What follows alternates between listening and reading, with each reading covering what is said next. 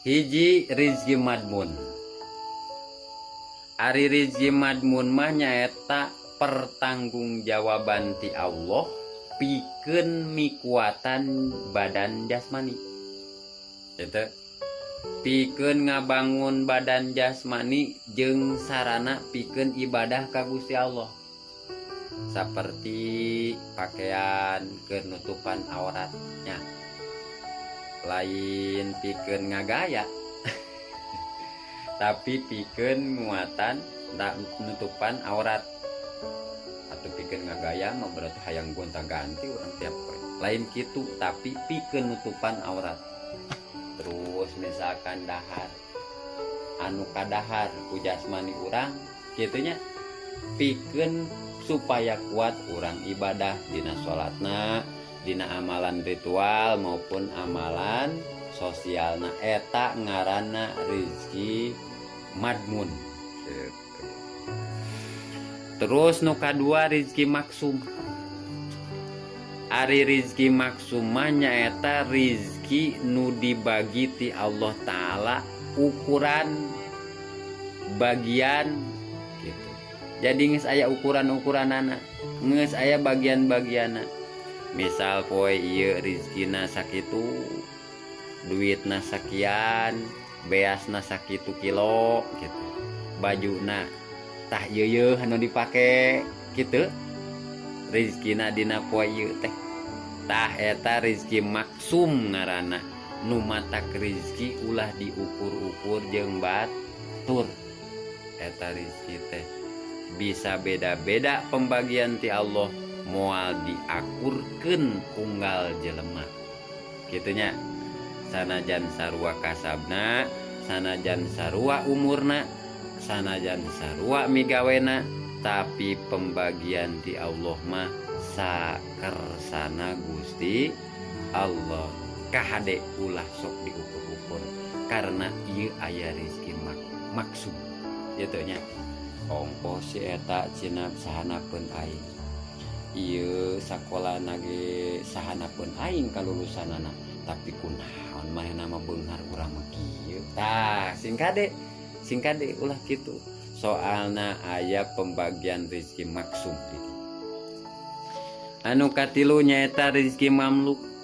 Rizki anu dipimili ke rizki anu dipimili. Harta banda kekayaan anu dipimili ku urang atanapi anu dipimili ku jalma. Boga ilmu sakitu eta jalma teh misal kitu. Boga sawahna sakitu eta mah rizki anu dipimilik. Tapi can puguh bisa dimanfaatkeun ku dirina kitu. Rek didahar, rek dipiboga atawa rek dijadikeun sarana ibadah manehna can puguh aya rizki mamluk mah. Pokona mah milik we ngaranna teh milik lah kitu. Ngaranna ge masih statusna hak milik. Eta rizki mamluk da teu sadayana anu dipika milik ku diri eta jalma terus eta bisa dituang ku eta diri jalma nya teu kitu nya. Eta yang mamluk eta disebutna teu sakur anu dipimilik ku urang dipake ku urang kitu henteu.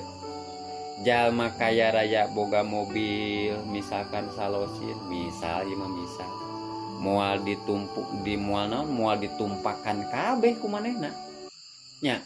Moal ditumpakan ku nu bogana kabeh moal kadang-kadang kan ditumpakan ku tatanggana nya.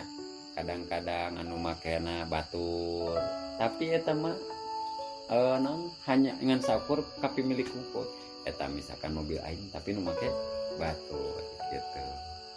Rizki mamluk tah jalma loba jalma anu ribuh teh nyaeta ku rizki mamluk.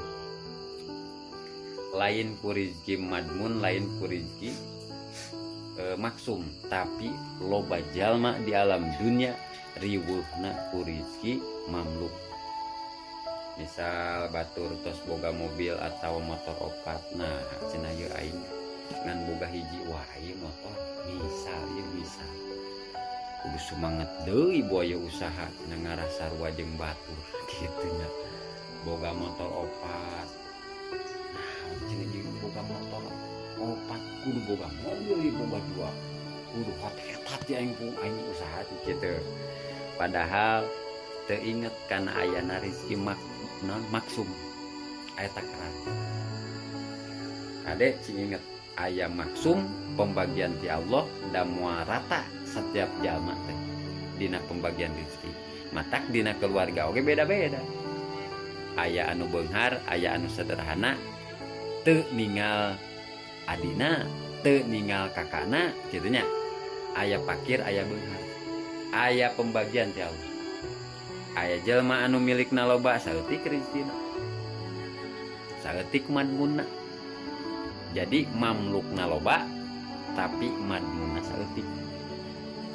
Contohna kieu. Boga sawah 1 hektar. Sapina 100. Kosok ngadahar daging sapi tara. Da boga darah tinggi. Boga beas di imah bertonton lah, berkuintal-kuintal, tapi ngadar sangu tara, dan boga penyakit gula, gitu kan bahasanya gitu, itu kan, boga penyakit gitu, malahan ngadahar sangu, ge tara pernah, padahal eta loba, eta na beasna di imah, kadang naon teh di dahar oge diukur di gram, saeutik ngadar sanguna, padahal di imah beas meuni bertumpuk-tumpuk. Tah eta rezeki mamluk. Rezeki mamlukna loba tapi rezeki madmunna saeutik. Kitu nya. Rezeki mamlukna loba, rezeki madmunna saeutik. Ari urang mah biasa sok salah sangka di mana-mana rezeki mamlukna seueur maka rezeki madmunna oge seueur, tapi sebenarnya mah lain kitu. Moal kalaparan cenah aing mah yeuh. Kusabab di imah beas kuintalan gitu. Duit loba cek saha moal kalaparan seperti itu. Coba ku Allah mun dibere gering kitu nya. Dahar oge utah deui. Teu ngeunah daharna oge. Beuteungna henteu nampak tapi beuteung lapar. Padahal dahareun loba, da Allah teu nyieun rezeki dina madmunna kitu. Padahal kadaharan aya kitu nya. Kadaharan aya di imah tapi urang dibere gering. Ieu pan lamun misan gering teh sok aya mual jeung muntah ieu. Komo lamun dina gering tipes mah. Sok aya pararaid gini nya, sok aya pararaid. Ih ngadar gula ge boro-boro amis, pahit di aslina. Wah ieu kadaharan anu ngareunah. Ai boga tipes mah pararaid teu harayang tah eta mamlukna seueur tapi madmunna saeutik atawa madmunna eueuh. Gitu. Dari keur jelema anu boga himmah atawa cita-cita ka hadrat Allah mah malahan sieun di rezeki mamluk teh penting teh rezeki madmun gitu. Barang urang diteangan ku urang gitu kan dipake atawa dinikmati ku batur ripuh pan seperti kita. Dihisab tapi urang deh. Urang ya boga misalkan boga mobil loba ya. Tapi nu make batur, tapi nu mayar pajegna pan urang. Gitu seperti gitulah. Seperti gitu. Anu ripuh mah ari anu menikmati batur gitu. Anu dihisab urang dipertanggungjawabkeun. Anu ripuh mah sabenerna mah lain ku madmun tapi loloba nama ripuh nama ku mamluk. Tos boga hiji hayang dua, tos boga dua hayang tilu, kitu lolobana. Nuturkeun ka hayang nafsu jadi nanti kitu. Terus anu kaopat nyaeta rizki mau'ud. Ya rizki mau'ud. Rizki anu dicawiskeun ku Allah Ta'ala pikeun jalma anu ngabdi ka Allah Ta'ala. Rizki mau'ud mah sami wae rizki mutakin. Rizki anu dijanjikeun ku Allah Ta'ala pikeun jalma anu takwa jadi rizki mutakin tuh. Yang penting Allah we deketan. Allah tanggung jawab kok. Geus jelas dina nikmat oge. Nikmat naon? Nikmat ijad jeung nikmat imdad. Geus dijadikeun rupa manusia, pasti Allah masihan oge para manusia ayana nikmat imdan, nikmat ijad, wujud ba'dal adam au makhluk wujud bainal adam ente ayana di antara dua keur tadina eueuh urang ayeuna aya tah eta ri ngajlegedeg ieu teh nikmat ijad ngaranna. Ieu nikmat gede di kuasa. Nikmat ti Allah. Geus kitu Allah tidak lepas tanggung jawab, geus dijadikeun rupa manusia bagus pisan, gareulis pisan, karasep pisan, sampai di situ Allah masih tanggung jawab, dilungsurkeun deui ku Allah nikmat imdad, pikeun nyampurnakeun kahirupan manusia di alam dunia tah pikeun dahar nikmat imdad. Jadi entong naon? Entong leutik hate, letong leutik hate kabeh dirizkan, komo jadi jalma takwa, komo jadi jalma anu iman, komo jadi jalma ahli ma'rifat, komo jadi jalma ahli Allah mah. Ngaran-ngaran geus jadi ahli Allah mah, jadi kakasih Allah. Naon-naon atuh nu dipikah yang kurang dan dipikari do ku Gusti Allah.